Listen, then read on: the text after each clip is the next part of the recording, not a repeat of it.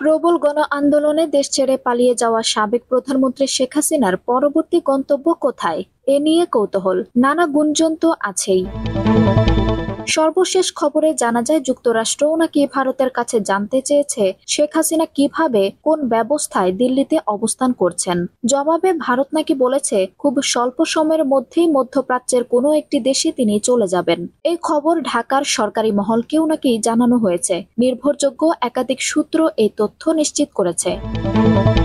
গত 5ই আগস্ট ছাত্র জনতার গণ আন্দোলনে পদত্যাগ করে ছোট বোন শেখ রেহানাকে নিয়ে ভারতে পালিয়ে যান শেখ হাসিনা। বাংলাদেশের সামরিক বাহিনীর একটি বিমানে তিনি দিল্লির কাছে গাজিয়াবাদের হিন্ডন বিমান ঘাঁটিতে অবতরণ করেন।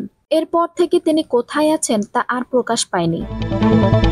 শেখ হাসিনার সঙ্গে থাকা কূটনৈতিক পাসপোর্টও বাতিল করে দিয়েছে সরকার। এ ধরনের পাসপোর্টধারীরা ভিসা ছাড়া ভারতে ৪৫ দিন বৈধভাবে থাকতে পারেন। ইতোমধ্যে ভারতে শেখ হাসিনা প্রায় 2 মাস ধরে অবস্থান করছেন। কূটনৈতিক পাসপোর্টে তার বৈধভাবে অবস্থানের মেয়াদও শেষ হয়ে গেছে। এখন তিনি কোন স্ট্যাটাসে দেশটিতে অবস্থান করছেন তা পরিষ্কার নয়। ভারতের পক্ষ থেকেও বিষয়টি খোলাসা করা হয়নি।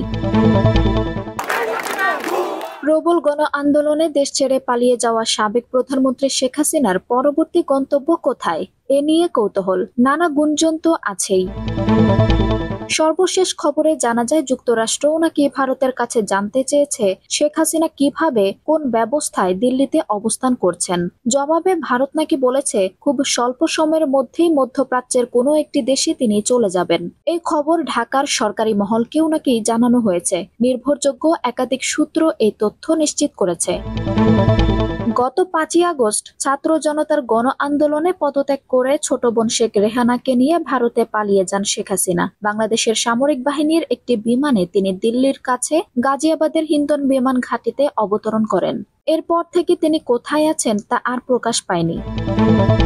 শেখ হাসিনার সঙ্গে থাকা কূটনৈতিক পাসপোর্টও বাতিল করে দিয়েছে সরকার। এ ধরনের পাসপোর্টধারীরা ভিসা ছাড়া ভারতে ৪৫ দিন বৈধভাবে থাকতে পারেন।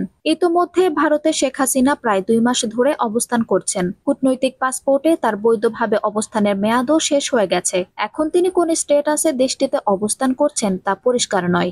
ভারতের পক্ষ থেকেও বিষয়টি খোলাসা করা হয়নি। আঞ্জুম হক আরবি, টাইম নিউজ ডেস্ক।